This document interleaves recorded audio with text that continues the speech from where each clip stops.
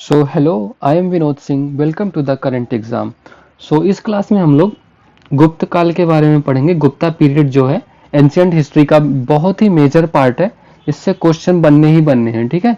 तो इस क्लास में हम लोग गुप्ता पीरियड पूरा कंप्लीट करेंगे। तो चलिए शुरू करते हैं। सो देखो, गुप्त काल का पीरियड मेनली कितना है, मेजरली 300 ईस्वी से 600 ईस्वी तक, ठीक है।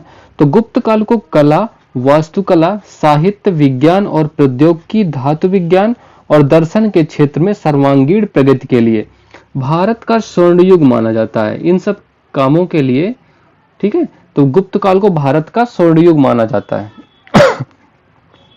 स्थिर राजनीति, लाभदायक व्यापार, सुरक्षित और शांतिपूर्ण सामाजिक व्यवस्था ने उत्तर भारत के विकास के लिए आवश्यक अनुकूल वातावरण प्रदान किया।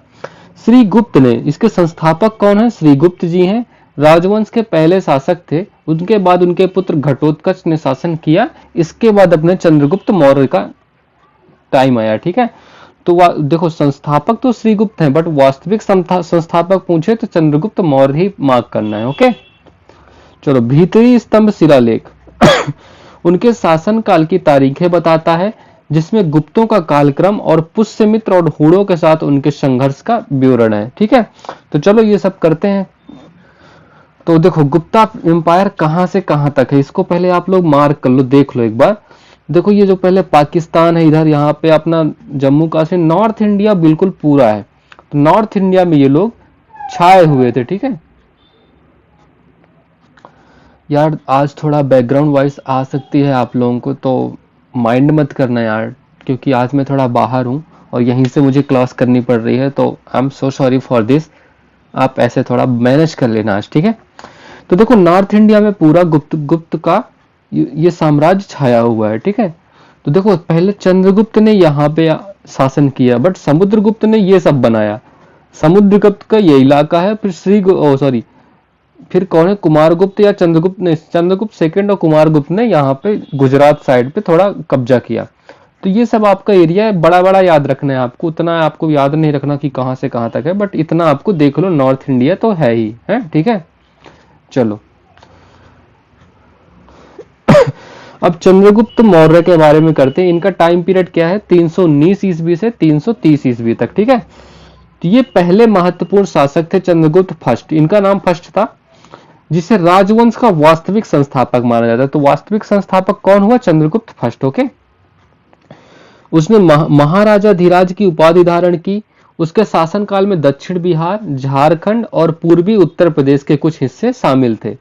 जो बताया था ना अभी, मतलब देखो, ये वाला इलाका कुछ, ठीक है। ये चंद्रगुप्त फर्स्ट के शासनकाल में था इतना इलाका। लगभग 319 से 20 में ईस्वी में उसका राज्याभिषेक गुप्त संवत की शुरुआत का प्रतीक है। चंद्रगुप्त फर्स्ट ने लिच्छवी राजकुमारी कुमार देवी से इनका विवाह हुआ और उत्तर बिहार क्षेत्र में अपना प्रभाव बढ़ाया। कुमार देवी और चंद्रगुप्त प्रथम, देखो, कुमार देवी इसलिए इंपॉर्टेंट है क्योंकि इनके सोने के सिक्के पर कुमार देवी की, यार ये क्यों नहीं सही हो रहा है यार, ये कल से दिक्कत कर रहा है। चलो ठीक है, इसको कर लेंगे कहीं ना कहीं, तो ठीक है। तो कुमार सॉरी, कुमार देवी और चंद्रगुप्त प्रथम की आकृति वाले सोने के सिक्के जारी किए, जिन्हें कुमार देवी सिक्के के नाम से जाना जाता है। तो कुमार देवी इस वजह से इनका नाम थोड़ा प्रसिद्ध है, ठीक है। तो इतनी सारी बातें आपको पता होनी चाहिए। चलो, समुद्रगुप्त का शासनकाल कब से कब तक हुआ है? 335 ईस्वी से 375 ईस्वी तक।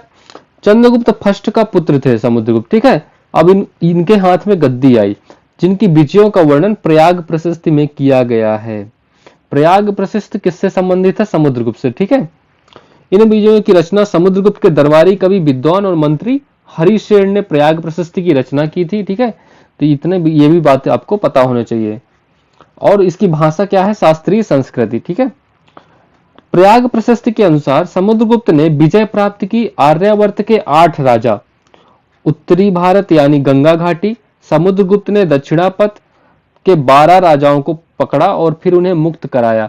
इस मतलब इन्होंने दक्षिण भारत भी, इन्होंने दक्कन के जो प्लेटू है ना, देखो ये वाला इलाका, इसको मैं कैसे बताऊं, चलो ऐसे ये जो इलाका है इसको पूरा समुद्रगुप्त ने जीता, ठीक है। ये वाला इलाका पूरा समुद्रगुप्त ने जीता। चलो, नेक्स्ट करते हैं। उपमहाद्वीप का एक बड़ा हिस्सा समुद्रगुप्त की शक्ति के आगे झुक गया और श्रद्धांजलि अर्पित की। इन उपलब्धियों के बाद समुद्रगुप्त ने अश्वमेध यज्ञ किया। उन्होंने अश्वमेध सिक्के, बाघ हत्या सिक्के, युद्ध कुल्हाड़ी सिक्के और बीड़ा सिक्के जारी किए। बीड़ा का चित्र, बीड़ा बजाते हुए सिक्कों पर इनका चित्र दिखाया गया। तो ये क्वेश्चन पूछा भी जा चुका है एग्जाम में, ठीक है। ये देखो बीड़ा बजाते हुए। समुद्रगुप्त न केवल एक विजेता था बल्कि एक महान कवि, संगीतकार और शिक्षा का संरक्षक भी था। एक कवि भी थी, ठीक है। समुद्रगुप्त की सफल विजयों ने उन्हें भारत के नेपोलियन की उपाधि दिलाई। इतना ये लोग विजय, मतलब समुद्रगुप्त ने काफी अपना साम्राज्य का विस्तार किया, जिस वजह से इनको भारत का नेपोलियन कहा गया। इलाहाबाद स्तंभ शिलालेखों में उन्हें धर्म प्रचार बंधु कहा गया। तो ये दोनों बातें आपको याद रखना, ठीक है। इलाहाबाद स्तंभों में धर्म प्रचार बंधु उन्हें कहा गया और भारत का नेपोलियन कहा गया। अश्वमेध सिक्के, बाघ हत्या सिक्के, कुल्हाड़ी सिक्के, बीड़ा सिक्के सब इन्होंने जारी किए। इन्होंने अश्वमेध यज्ञ भी किया। तो ये सब पता होना चाहिए। चलो अब चंद्रगुप्त सेकंड, इनके बारे में जान लेते हैं। इनका कार्यकाल 380 ईस्वी से 414 ईस्वी है। सिंहासन पर बैठते ही चंद्रगुप्त द्वितीय ने पश्चिमी क्षेत्र, जो गुजरात, मैंने बताया था ना, गुजरात वाले क्षेत्र पे इन्होंने, देखो मैं दिखा देता हूं फिर से, जो ये वाला इलाका है, यहां पे चंद्रगुप्त सेकंड ने अपना कब्जा बनाया। गुजरात, काठियावाड़, पश्चिम मालवा में शकों को हराया, विक्रमादित्य की उपाधि धारण की। तो शकों को हरा के विक्रमादित्य की उपाधि धारण की और विक्रम संवत का प्रारंभ इन्होंने ही किया, ठीक है। उदयगिरी गुफा शिलालेख और सांची शिलालेख में हमें इस बारे में जानकारी मिलती है। उन्होंने नाग परिवार के कुबेर नागा से विवाह किया और उनसे एक बेटी हुई जिसका नाम प्रभावती गुप्ता था। प्रभावती गुप्ता का विवाह मध्य भारत के वकाटक रुद्रसेन द्वितीय से हुआ था। तो रुद्रसेन की मृत्यु के बाद प्रभावती गुप्ता ने 390 ईस्वी से 410 ईस्वी के बीच एक रीजेंट के रूप में शासन किया। तो इनकी बेटी का नाम प्रभावती गुप्ता था, जिन्होंने वकाटक वंश के रुद्रसेन द्वितीय से विवाह किया और उनकी मृत्यु के बाद कुछ शासन भी किया वहां पे, ठीक है। चंद्रगुप्त द्वितीय पहला गुप्त शासक था जिसने शक सिक्कों के समान सिंह आकृति वाले चांदी के सिक्के जारी किए। तो सिंह आकृति वाली चांदी के सिक्के चंद्रगुप्त द्वितीय ने जारी किए। चंद्रगुप्त द्वितीय के मेहरौली लौह स्तंभ, इनका कौन सा स्तंभ है? मेहरौली लौह स्तंभ शिलालेख, ठीक है। दिल्ली का कुतुब मीनार परिसर में दर्ज है।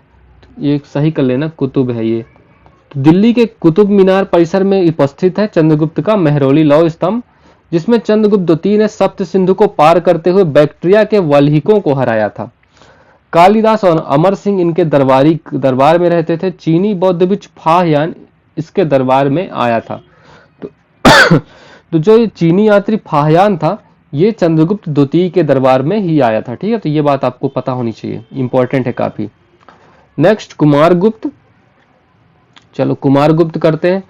कुमारगुप्त का शासनकाल 414 ईस्वी से 455 ईस्वी तक रहा।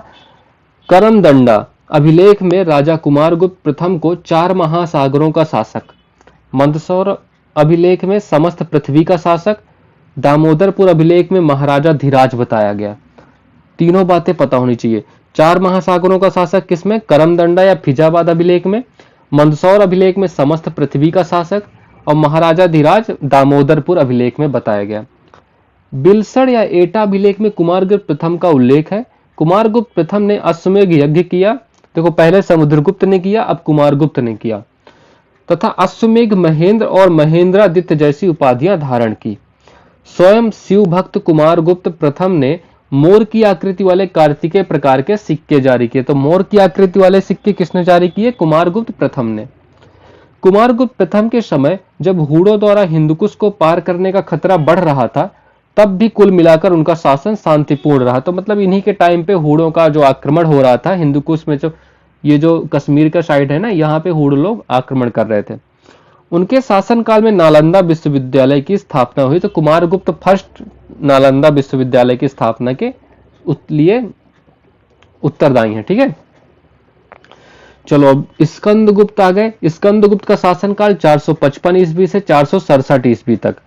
कुमारगुप्त प्रथम के पुत्र स्कंदगुप्त ने अपने जीवन काल में उत्तर पश्चिमी सीमा पर हूणों से बहादुरी से युद्ध किया, उन्हें पराजित किए। देखो यहां पे देखो, अब हूण इधर से आक्रमण कर रहे हैं, इधर से आ रहे हैं। तो यहाँ पे जो ये संघर्ष हुआ ना इसको स्कंदगुप्त ने बाकी बढ़िया ठीक तरीके से हैंडल कर लिया।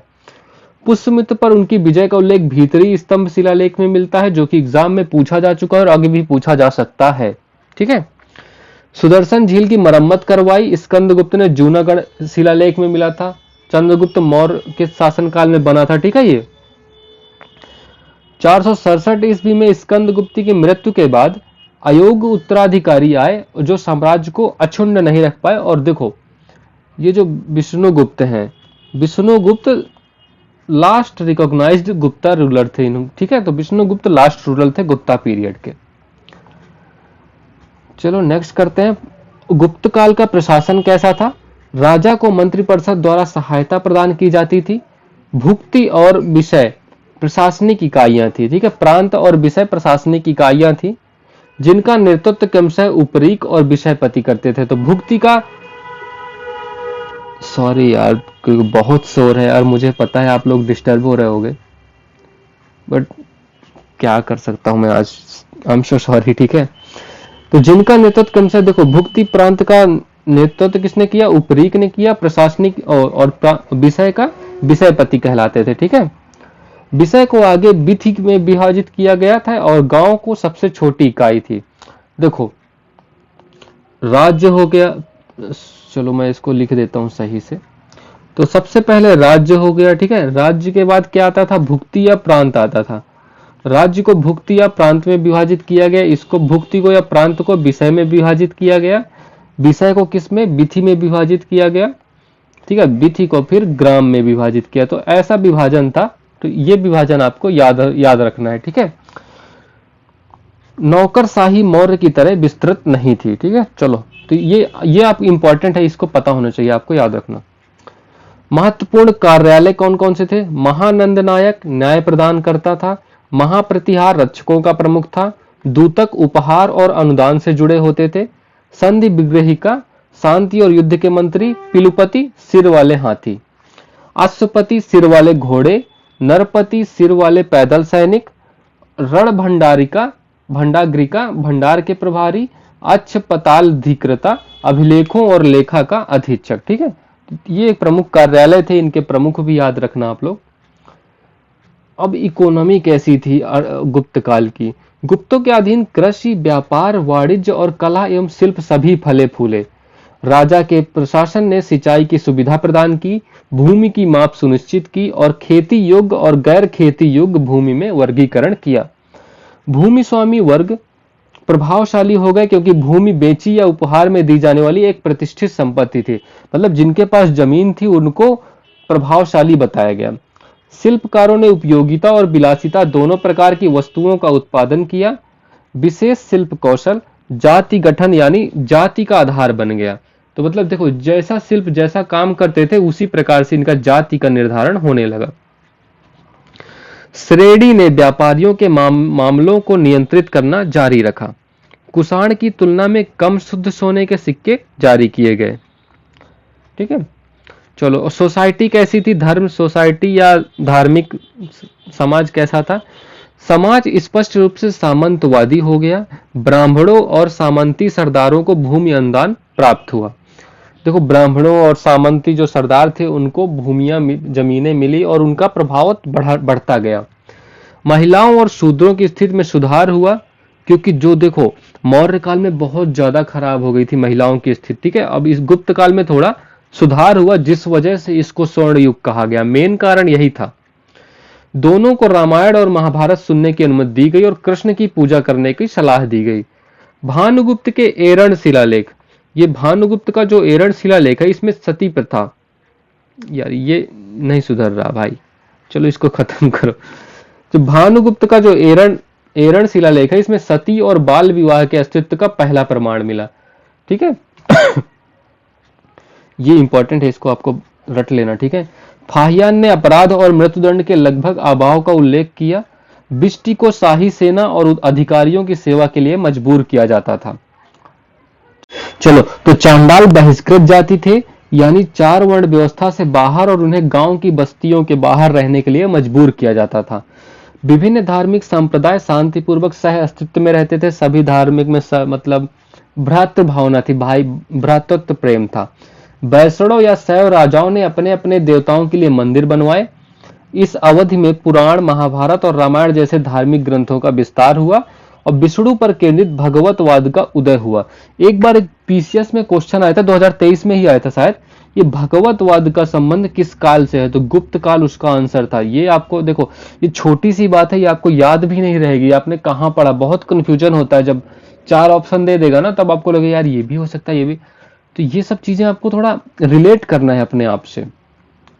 चलो, art and architecture, Ajanta Ajanta school, विषय बुद्ध का जीवन के निरंतर विकास के साथ ही मध्य प्रदेश के होशंगाबाद के पास बाघ स्कूल का उदय हुआ। तो बाघ स्कूल का संबंध कहां से है, एमपी से।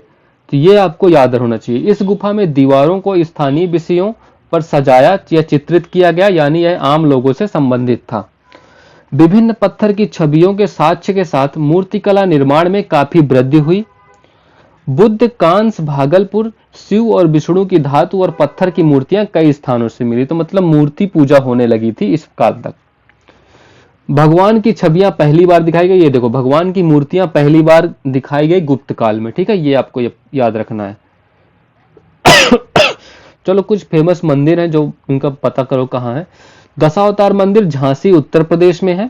भीतरगांव मंदिर, ये ईंट का है, कानपुर उत्तर प्रदेश में है। पार्वती मंदिर नचना कुथरा मध्य प्रदेश में। विष्णु मंदिर जबलपुर मध्य प्रदेश में। बाघ गुफा चित्रकला, ये भी कहाँ है, मध्य प्रदेश में है, ठीक है। चलो, literature during Gupta period, literature बहुत ही ज्यादा इंपॉर्टेंट है ये। गुप्त काल में साहित्य का विकास विविधता पूर्वक रहा, ठीक है। विविधता पूर्वक कैसे, मतलब बहुत ही ज्यादा विस्तार से हुआ, क्योंकि इसमें कविता और नाटक, कला, नृत्य और संगीत, दर्शन, धर्म से लेकर विज्ञान, गणित, शरीर विज्ञान, खगोल विज्ञान आदि सब कुछ शामिल था। मतलब एक पंथ नहीं था, मतलब चहुमुखी विकास हुआ साहित्य का। चंद्रगुप्त द्वितीय के दरबार में नौरत्न या नौरत्न थे जो विशेष क्षेत्रों में से विशेषज्ञ थे। तो मतलब चंद्रगुप्त द्वितीय में के राज्य दरबार में नौरत्न थे। ये उनके नाम क्या थे, अमर सिंह, धनवंतरी, हरिसेन, कालिदास, कहपनक, शंक, वारामिहिर, वररुचि, बेताल भट्ट। तो ये 9 रत्न थे जिनको चंद्रगुप्त द्वितीय के दरबार में देखा गया। धर्मशास्त्र, नारद स्मृति, विष्णु स्मृति, बृहस्पति स्मृति और रामायण और महाभारत के कुछ अंश, भास के 12 नाटक भी इसी काल में लिखे गए। मैं भी बताऊंगा रचनाएं कौन कौन सी महत्वपूर्ण है, उनको याद रखना, ये सब जरूरी नहीं है। अधिकांश साहित्य अलंकृत संस्कृत भाषा का उपयोग करके विकसित किया गया था। तो संस्कृत मेन भाषा थी इस काल की। अब देखो कालिदास की कौन कौन से रचनाएं थी, अभिज्ञान शाकुंतलम, विक्रमोर्वशीयम, मालविका अग्निमित्र, कुमार संभवम, रघुवंशम, मेघदूतम, ऋतु संहार और ज्योतिर्विधाभरण। तो ये कालिदास जी की कुछ महत्वपूर्ण रचनाएं हैं, इनको आपको पता होनी चाहिए, ठीक है। चलो, अब कामंदक की रचना क्या थी, कामंदक, नीतिसार, विशाख दत्त, मुद्रा राक्षस, देवी चंद्रगुप्तम, ये महत्वपूर्ण है। गुणार्थ, बृहद कथा, शूद्रक, मृच्छकटिकम, ये भी इंपॉर्टेंट है। वारामिहिर, पंच सिद्धांतिका, बृहद संहिता सर्वाधिक उल्लेखनीय। सुश्रुत की शल्य चिकित्सा, सुश्रुत संहिता। वाग्भट्ट, अष्टांग हृदय, ये भी इंपॉर्टेंट है।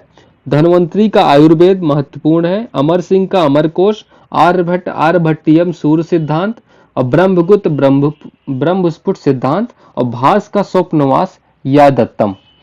ये कुछ महत्वपूर्ण रचनाएं हैं, इनको आप लोग याद कर लीजिएगा, ठीक है। इसका स्क्रीनशॉट ले लीजिए, इसको रिवाइज करना पड़ेगा बार बार आपको, तो सहूलियत होगी फिर आपको। चलो, अच्छा, ये तो आपका सारा कंप्लीट हो गया। अब प्रीवियस ईयर क्वेश्चन कर लेते हैं, ठीक है। तो पृथिव्या प्रथमम वीरा, पृथिव्या प्रथम वीर की उपाधि किसको दी गई थी, तो ये उपाधि दी गई थी समुद्रगुप्त को, समुद्रगुप्त को ही, ठीक है। ये इसी को भारत का नेपोलियन कहा गया और ये पृथ्वी का प्रथम वीर भी इसी को कहा गया। तो अपनी पुस्तक a political histories of the imperial Gupta's में तेजराम शर्मा ने समुद्रगुप्त द्वारा किए गए अश्वमेघ यज्ञ का वर्णन किया। इस अनुष्ठान के बाद उन्हें पृथिव्या प्रतिरथ की उपाधि धारण की, जिसका अर्थ है कि ऐसा व्यक्ति जिसका पृथ्वी पर कोई प्रतिद्वंदी नहीं है। पृथ्वी पर पहला बहादुर व्यक्ति। उत्तर प्रदेश लोक सेवा इस प्रश्न का मूल्यांकन से बाहर कर दिया था, क्योंकि ये थोड़ा ऐसा था ना, मतलब यार यूपी पीसीएस का ये सीन ही है यार, जब तक 2-4 क्वेश्चन खराब ना करे ना तब तक बनता ही नहीं एग्जाम। तो नेक्स्ट, समुद्रगुप्त की प्रयाग प्रशस्ति में कौशल के शासक का नाम क्या था? कौशल के शासक का नाम क्या था? तो कौशल के शासक का नाम महेन था। अच्छा, प्रयाग प्रशस्ति के राइटर कौन थे? अभी मैंने पढ़ाया है आपको, बताना है आपको, ठीक है। प्रयाग प्रशस्ति के राइटर बताना है आप लोगों को, ये आपका होमवर्क है। तो समुद्रगुप्त की प्रयाग प्रशस्ति में कौशल का उल्लेख है दक्षिणापथ के अन्य राज्यों और उनके राजाओं के साथ किया गया है। शिलालेख में महेंद्र को कौशल के राजा के रूप में उल्लेखित किया गया है, ठीक है। तो प्रयाग प्रशस्ति के राइटर कौन है, ये आपको बताना है, ये आपके लिए होमवर्क है। किस शिलालेख से ज्ञात होता है कि स्कंदगुप्त ने हूणों को हराया था? बताओ। ये भी मैंने अभी अभी कराया है ना। तो भीतरी जो स्तंभ शिलालेख है ना, इससे पता चलता है कि स्कंदगुप्त ने हूणों को हराया था। तो भीतरी स्तंभ शिलालेख उत्तर प्रदेश के जिला गाजीपुर के सैदपुर तहसील से भिटारी नामक स्थान पर पाया जाता है। इतना मत याद करना, उत्तर प्रदेश का गाजीपुर जिला, भीतरी स्तंभ शिलालेख, स्कंदगुप्त ने हूणों को हराया, इतना बस याद रखना है आपको, ठीक है।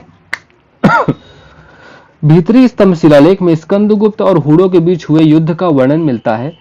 उल्लेखनीय है कि हूणों का पहला भारतीय आक्रमण स्कंदगुप्त के शासनकाल में हुआ था, जिसमें हूणों को स्कंदगुप्त ने बुरी तरह पराजित किया। तो ये भी एक क्वेश्चन बन सकता है, हूणों का आक्रमण जब हुआ भारत में तब शासक कौन था? तब स्कंदगुप्त शासक था, ठीक है। तो ये भी क्वेश्चन बन सकता है। और किस इस शिलालेख में? भीतरी स्तंभ शिलालेख में इसका वर्णन है, और जो उत्तर प्रदेश के जिला गाजीपुर में स्थित है। चलो, शकु पर विजय प्राप्त करने के बाद चंद्रगुप्त द्वितीय ने निम्नलिखित में से किस धातु के सिक्के चलाए थे? बताओ भाई। तो सोने के सिक्के चलाए थे ना या किस चीज के चलाए थे? तो इन्होंने चांदी के सिक्के चलाए थे, ठीक है। अरे क्वेश्चन सही तो है, सही तो है यार, क्या गलत कह रहे हो? सी ही तो लगाया है, सब महेंद्र तो सही है इसका। चलो ठीक है, ठीक है। तो शकों पर विजय प्राप्त करने के बाद चंद्रगुप्त द्वितीय ने निम्नलिखित में से चांदी के धातु के सिक्के चलाए थे। देखो, शक्तिशाली शक वंश पर चंद्रगुप्त द्वितीय की जीत उनके सबसे बड़ी सफलता थी। गुजरात और मालवा के कुछ हिस्सों को मिलाकर शक साम्राज्य पर कब्जा करने से गुप्त साम्राज्य मजबूत हुआ, लेकिन साथ ही यह पश्चिमी समुद्री बंदरगाहों के सीधे संपर्क में भी आ गया। शकों पर जीत के बाद चंद्रगुप्त द्वितीय ने शकारी मतलब शकों का विनाशक की उपाधि धारण की। चंद्रगुप्त द्वितीय ने शक क्षत्रपों पर अपनी जीत की याद में दिनांकित चांदी के सिक्के जारी किए, ठीक है। दिन अंकित था इनमें और चांदी के सिक्के जारी किए। तो कौन से? शकों पर विजय के बाद चंद्रगुप्त द्वितीय ने चांदी के सिक्के जारी किए। चलो नेक्स्ट, मंदसौर प्रशस्ति में किस शासक की उपलब्धियों का विवरण प्रस्तुत किया? ये भी मैंने अभी कराया है, ठीक है। तो कुमारगुप्त फर्स्ट की शासक की उपलब्धियों का विवरण प्रस्तुत है। तो वत्स भट्ट या वत्स भट्टी कुमारगुप्त प्रथम के समकालीन थे, जिन्होंने मालवा में मंदसौर प्रशस्ति की रचना की। मंदसौर प्रशस्ति में कुमारगुप्त प्रथम की उपलब्धियों का विवरण है प्रस्तुत किया गया है। इसमें यह भी वर्णन है कि रेशम कारीगरों ने यहाँ एक सूर्य मंदिर का निर्माण कराया, जिसकी मरम्मत बंधु वर्मा ने कराई थी। तो मंदसौर प्रशस्ति में कुमारगुप्त फर्स्ट की प्रशस्तियां हैं, मतलब उपलब्धियों का वर्णन है, ठीक है। चलो, प्रसिद्ध चीनी यात्री फाहियान ने भारत का दौरा किया किसके शासनकाल में? चंद्रगुप्त द्वितीय के शासनकाल में। ये क्वेश्चन बहुत बार पूछा जा चुका है, आपको ये पता भी होगा वैसे, ठीक है। चलो, प्राचीन काल में किस वर्ण को सार्थवह भी कहा जाता था? तो वैश्य जाति को, जो वैश्य वर्ग था ना, इसको सार्थवह भी कहा जाता था। व्यापार के लिए उचित आचरण के नियम व्यापार संघों के प्रमुख द्वारा निर्धारित किए जाते थे, जिन्हें सार्थवाह या स्त्री प्रमुख के नाम से जाना जाता था। नियमों को समय और श्री निधर्म कहा जाता था, इसलिए सार्थवाह शब्द वैश्य से जुड़ा हुआ है। तो देखो ये कुछ क्वेश्चन थे, मैं एक बार आपको थोड़ा मैप दिखा देता हूं। आई एम सो सॉरी यार, थोड़ा तबीयत भी खराब सी लग रही है यार। देखो आप, चलो इसको क्या ही करोगे, है ना। चलो मैं ये अपलोड कर दूंगा यार टेलीग्राम चैनल पे, तो आप लोग वहां से डाउनलोड कर लेना। देखो ये इलाका आपको ध्यान से याद रखना है, मैं इसको अब मार्क कर देता हूं पहले, तो आपको पता चल जाएगा। देखो ये जो इलाका है इसको कराया था चंद्रगुप्त फर्स्ट ने, ठीक है, चंद्रगुप्त फर्स्ट ने। अब इसके बाद मैं दिखाता हूं आपको, इसके बाद है ये पूरा जो इलाका है, ठीक है, ये वाला इलाका है, ये समुद्रगुप्त का जीता हुआ है, समुद्रगुप्त, ठीक है। और ये वाला, ये जो गुजरात वाला इलाका है, ये चंद्रगुप्त द्वितीय, तो चंद्रगुप्त सेकंड द्वारा। तो ये तीनों इलाके आपको याद रखना, यहीं पर इन्होंने शकों को पराजित किया था और चांदी के सिक्के जारी किए थे, ठीक है। तो ये बातें आपको याद रखना है, ठीक है, इस मैप के बारे में। तो चलो यार, क्लास को शेयर कर दिया करो यार, थोड़ा इतना तो कर ही सकते हो यार, आपके लिए इतनी मेहनत कर रहा हूँ। तो चलो मेरे टेलीग्राम पे आपको इसकी पीडीएफ मिल जाएगी, और कोई डाउट होगा तो आप टेलीग्राम पे ड्रॉप कर देना, I will answer on that. तो चलो, have a good day and thank you everyone, ठीक है। तो चलो ध्यान रखना तुम लोग सारे अपने, और अपनी तैयारी को जो